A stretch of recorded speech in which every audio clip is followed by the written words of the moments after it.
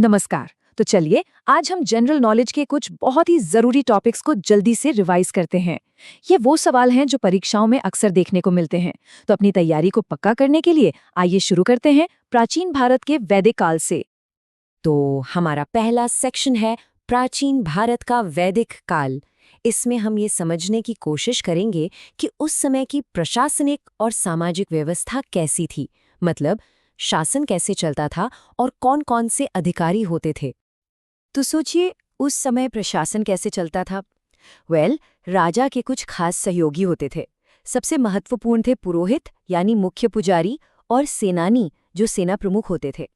इनके अलावा भी करीब 12 और अधिकारी थे जिन्हें रत्नी कहा जाता था। अब सुरक्षा की बात करें तो किले के कमांडर को पुरुप कहते थे और जासूसों को स्पष्ट। जमीन के मामलों के लिए वाजपति होते थे जो चरागाह भूमि को देखते थे, और हाँ, कानून व्यवस्था के लिए उग्र अपराधियों को पकड़ते थे और भागदौड़ टैक्स इकट्ठा करते थे। यहाँ एक बहुत ही दिलचस्प बात यह है कि ऋग्वेद में किसी भी जज या न्यायाधिकारी का जिक्र नहीं मिलता। अच्छा, अब दो बहुत ही महत्वपूर्ण राजनीतिक संस्थाओं की बात करते हैं, सभा और समिति। इनमें फर्क क्या था? देखिए, सभा एक तरह से बड़े और ज्ञानी लोगों की काउंसिल थी, जबकि समिति आम लोगों की आवाज थी, जहां सामान्य जनता का प्रतिनिधित्व होता था। इनके अध्यक्ष को ईशान कहा जाता था। और जो सबसे जरूरी बात याद रखने वाली है वो ये कि उस दौर में महिलाएं और पुरुष दोनों को ही इन सभाओं में हिस्सा लेने का अधिकार था। वैदिक काल में ना एक और मजेदार बात थी। राजाओं के नाम उनकी दिशा के हिसाब से होते थे।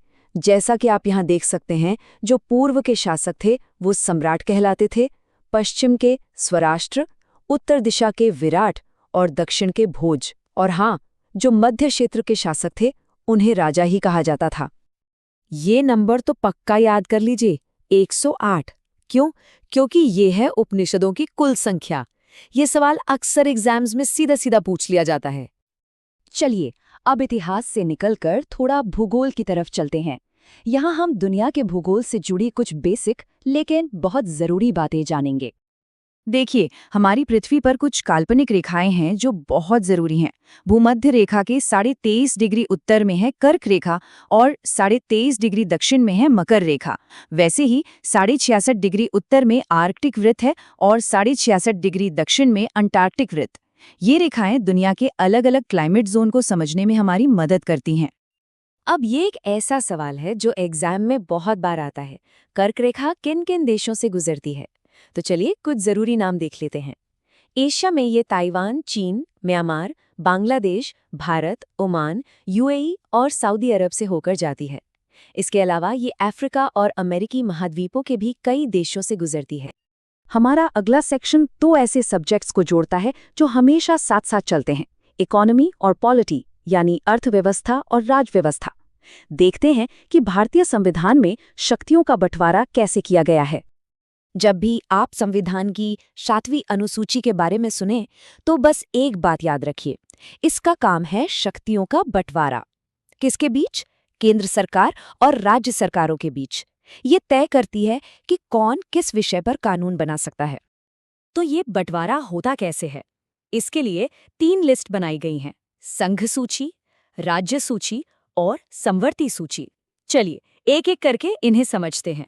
पहली है संघ सूची या यूनियन लिस्ट।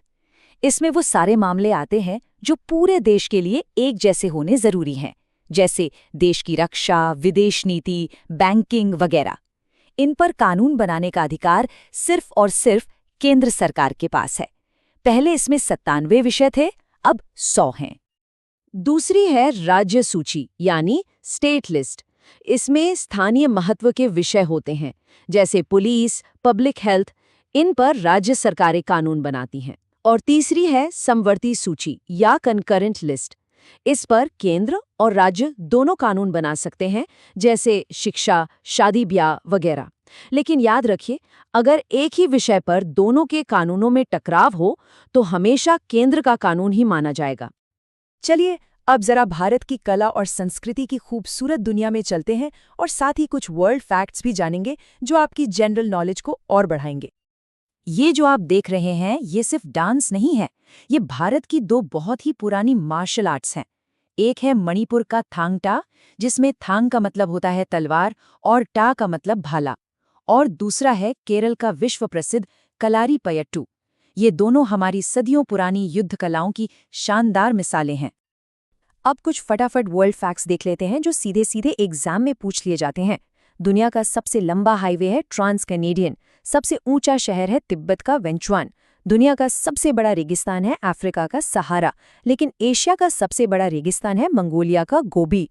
पृथ्वी पर सबसे ठंडी जगह है अंटार्कटिका का वॉस्टॉक, और दुनिया की सबसे बड़ी मस्जिद है मक्का में मस्जिद अल हरम। अब एक बहुत ही संवेदनशील और जरूरी टॉपिक, भारत की सीमा रेखाएं।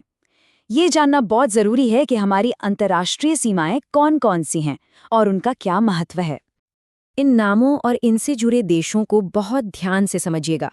मैकमोहन रेखा भारत और चीन के बीच 1914 में तय की गई थी।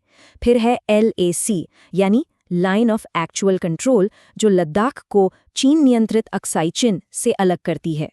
डूरंड रेखा 1896 में ब्रिटिश भारत और अफगानिस्तान के बीच खींची गई थी, जो अब पाकिस्तान और अफगानिस्तान के बीच की सीमा है।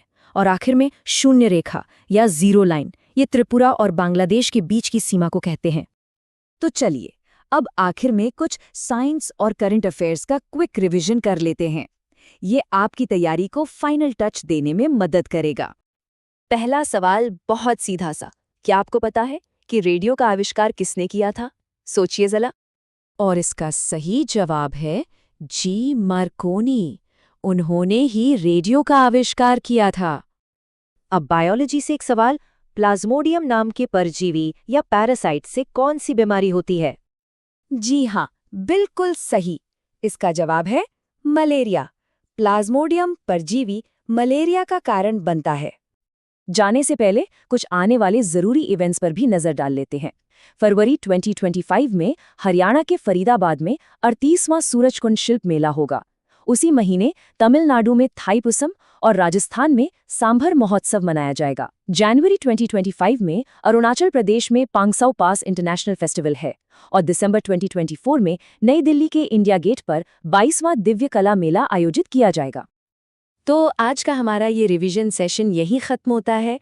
आप अपनी तैयारी में लगे रहिए। आपके एग्जाम्स के लिए हमारी तरफ से ढेर सारी शुभकामनाएं।